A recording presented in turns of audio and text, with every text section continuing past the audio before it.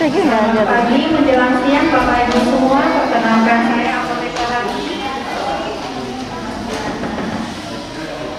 Perkenalkan saya Apotek Saranti yang sehari-hari bekerja di instalasi RSUD Baso. Mungkin Bapak Ibu semua sering jumpa dengan saya kalau ada pengambilan obat, biasanya ada saya di situ ya.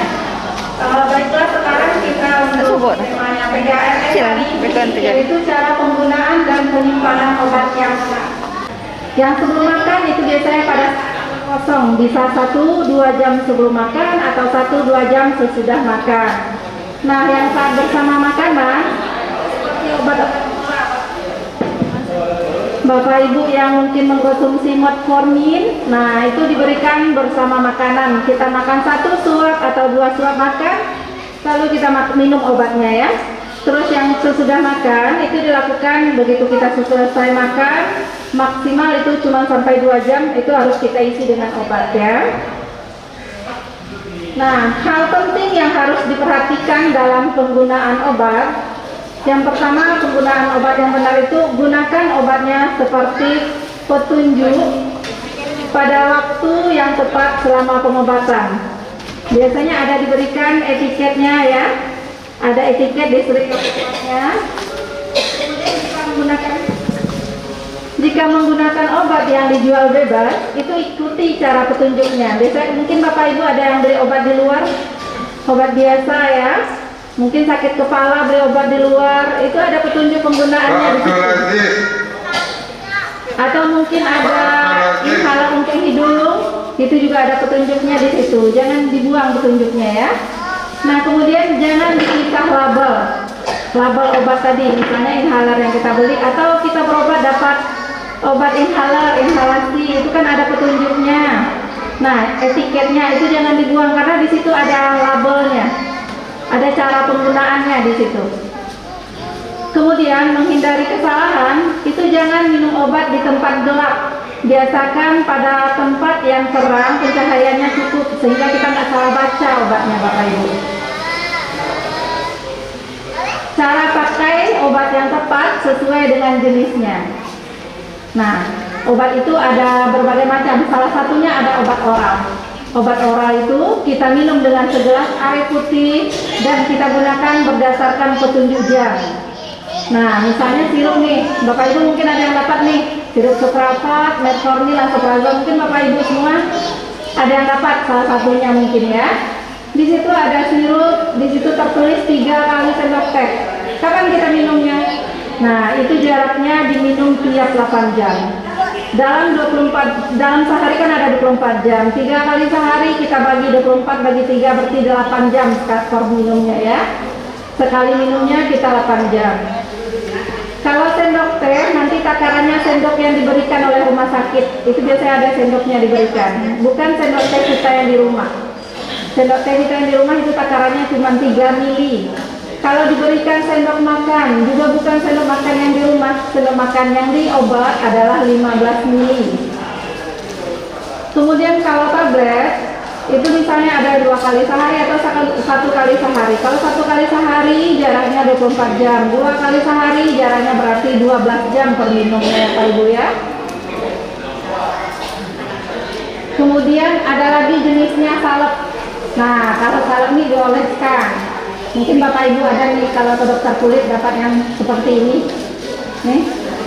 Nah, tangannya dicuci dulu yang bersih, kemudian kita mengoleskannya. Bagian yang akan dioleskan kita bersihkan terlebih dahulu, baru dioleskan. Kemudian jangan lupa Bapak Ibu semua cuci tangan setelah menggunakannya ya. Kemudian ada juga jenis obat inhaler, obat nisap. Nah, biasanya nih di paru nih, atau ada juga mungkin penyakit dalam, beberapa yang dapat. Obat ini mempunyai petunjuk sendiri yang ada pada kemasannya.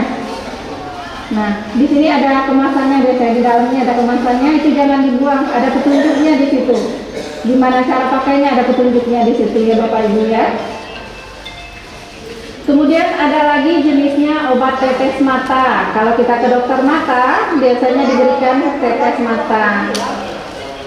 Ini namanya minidos Bapak Ibu, yang ada strip begini namanya minidos. Ini satu ini itu digunakan maksimalnya 2 kali 24 Jadi lebih dari 2 kali 24 jam Bapak Ibu itu boleh kita buang.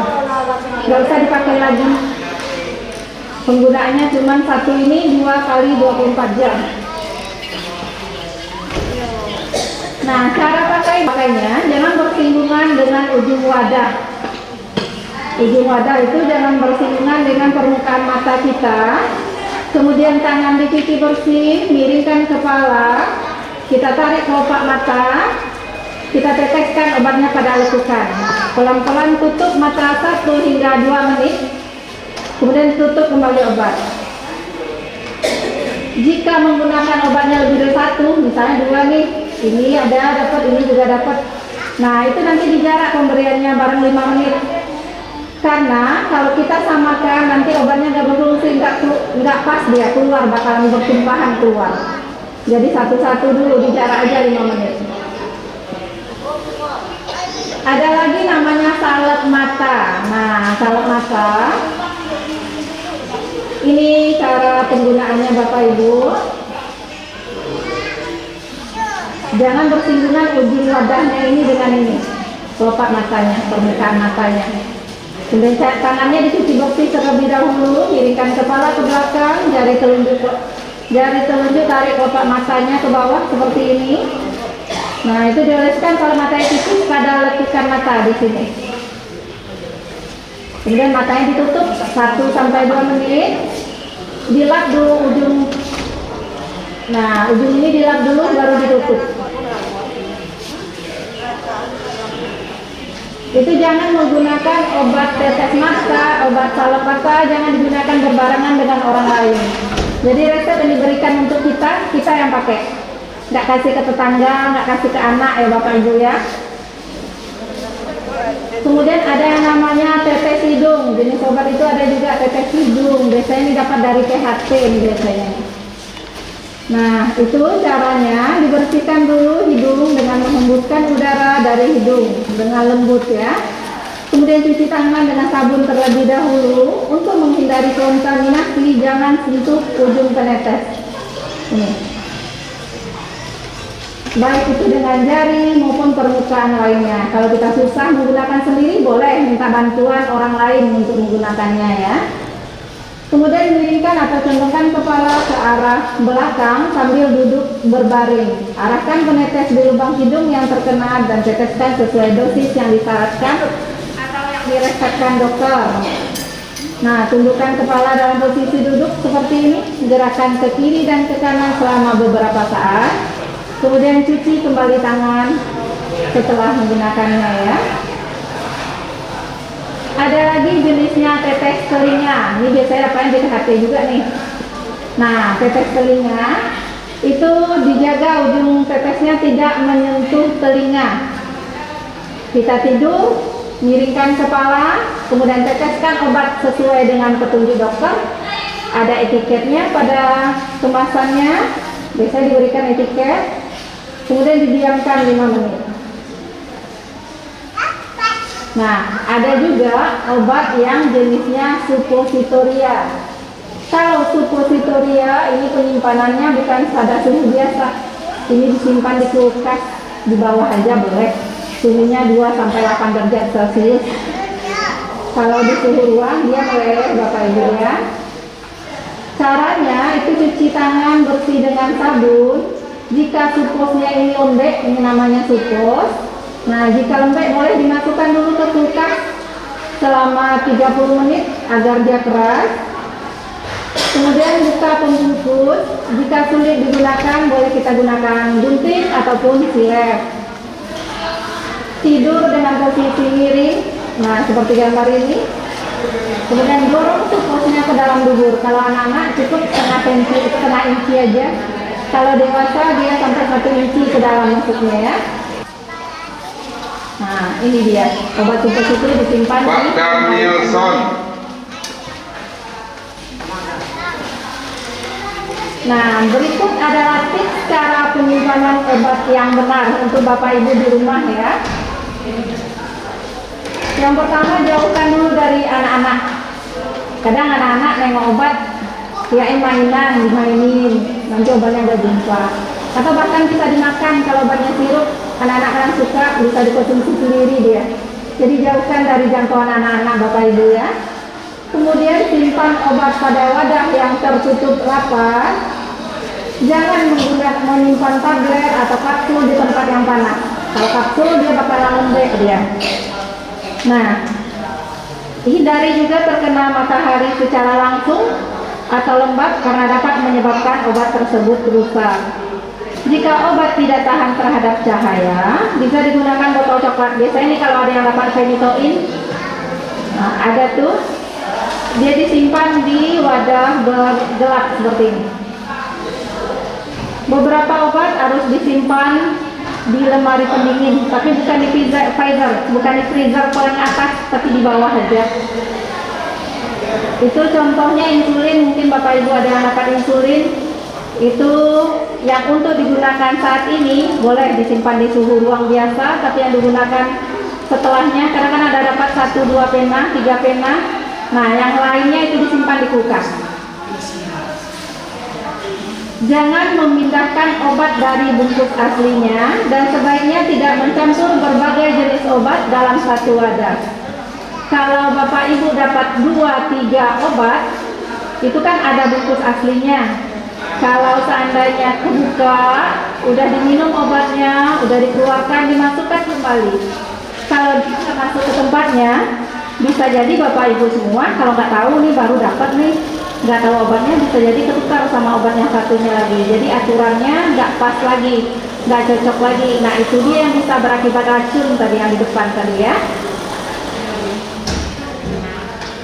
Kalau kita campur, ini kita campur nih satu wadahnya aja kita campur, kita dapat obat 3-4 macam dicampur satu. Kalau udah biasa mungkin Bapak Ibu tahu caranya gimana, berapa kali penggunaannya. Tapi kalau belum, ini sangat berbahaya karena dapat ketukar-tukar. Nah, kalau ada yang dapat sirup atau suspensi, itu ditulis dulu tanggal kita buka sirupnya nih, tanggal berapa. Karena dia maksimal penyimpanannya ada. Udah berubah warna, udah berubah baunya, itu nggak boleh digunakan lagi. Itu artinya sudah kadaluarsa. Walaupun ada tulisan kadaluarsanya di situ, kita nggak nengok itu lagi. Kita lihat kalau udah berubah warna, udah berubah rasa, itu berarti nggak boleh digunakan lagi. Nah, simpan pada suhu ruangan, suhu biasa kayak kita sekarang, suhu biasa 25 sampai 30 derajat. Jangan menyimpannya di freezer, kadang suka sirupnya biar tahan lama nih masuk kulkas, itu jangan disimpan ke freezer. Apalagi kalau namanya antibiotik, ada yang dapat antibiotik sirup untuk anaknya mungkin. Nah itu penggunanya cuma untuk maksimal 1 minggu. Lewat dari maksimal itu, lewat dari 1 minggu obatnya dibuang, nggak bisa digunakan lagi ya. Kemudian hindari paparan sinar matahari langsung. Tutup kembali botolnya dengan rapat. Mungkin sekian pemaparan dari saya. Terlebih terkurang saya mohon maaf. Kalau ada pertanyaan dipersilahkan. Kembali ke moderatornya. Jadi setelah itu kunjungan ulang kali ya. Nah, ada PC lain. Yang harus dipakai itu tadi mungkin disimpan dalam kulkas pendingin, bukan netizen. Kalau yang sedang dipakai itu Mbak, pokok ini kan habis kan dipakai itu dong. Mungkin dia bukan cuma sepuluh. Mungkin habis. Mungkin untuk 1 bulan. Jadi yang sedang dipakai. Mohon penjelasan. Nomor antrian PT 22 Kemoli. Baik Bapak, terima kasih atas pertanyaannya. Dengan Bapak siapa Pak? Zahir. Ketika dirawat jalan Bapak menggunakan insulin. Nah dikasih obatnya baru pakai 1 ya Pak ya. Kalau udah dirawat ya Pak ya. Gimana pemakaian yang 1? Iya, yang 1 tadi belum habis, tahu udah masuk rawat inap. Sebenarnya begini Bapak, kalau kita ada obat itu biasanya ketika kita masuk ke rumah sakit, rawat inap, itu biasanya ada ditanyakan. Mungkin ditanyakannya sebelumnya Bapak Pak Jaharunas, pulang dari rawat. Pulang dari rawat nih Pak. Oh pulang. Kami pulang. Iya betul. Betul. Terus saya kontrol dikasih lagi. Mm-mm. Kedua, oke tadi yang satu yang terakhir mungkin saya simpan di kulkas. Iya. Yang sedang memakai itu saya habis dipakai. Cuma satu aplikasi per hari. Iya. Terus sudah dapat yang lainnya lagi di sini. Jadi sisanya kan dilanjutkan. Iya betul. Dokter kasih saja yang lama sampai habis. Iya. Sisanya penyimpannya apa yang kita atau Kalau yang udah dipakai di tempat seluruh ruang Bapak. ruang. Iya. Kalau yang udah digunakan, itu kan kita mungkin pakainya 1-2 mungkin 1-2 unit, 10-20 unit lah masih kan Pak. Itu kita simpannya suhu ruang, suhu biasa. Kalau yang belum kebuka sama sekali itu yang disimpan di kulkas. Ya, terima kasih. Tapi saya terlanjur dengan belum tahu dan banyak bertanya pada sebelumnya. Saya bawa pulang, saya taruh aja yang bisa tadi di uang yang dipakai. Apa nanti masalah? Juga seminggu ya. Rabu kemarin Senin 5 hari. Bisa Bapak, itu kan sebenarnya kalau untuk penyimpanan itu akan mempercepat waktu kadaluarsa. Fungsinya di situ Bapak. Nah kalau Bapak misalnya nggak simpan di kulkas, sebenarnya masih boleh ya Pak ya. Itu maksimal cuma 1 bulan penyimpanannya. Tapi kalau Bapak simpannya di kulkas, itu bisa untuk beberapa bulan ke depan. Karena kan ada ED-nya tuh Pak, masih bisa sampai tanggal ED masih bisa kita gunakan. Nah kalau dia kesimpan Bapak di suhu ruang, karena obatnya juga biasa kan juga untuk 1 bulan, nggak masalah juga sih Pak.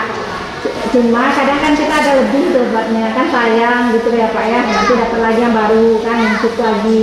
Nah kalau yang numpuk-numpuk seperti itu Pak, itu sebaiknya disimpannya di kulkas. Aturan sebenarnya nyimpannya kita di kulkas sih Pak. Kalau yang digunakan aja di suhu ruang, karena kan nggak mungkin Pak kita gunakan nih, taruh di kulkas, nanti kita menunti dingin banget gitu, jadi kan masuk ke pembuluhnya juga nggak bagus ya Pak ya. Gitu sih Pak, bisa paham ya Pak ya.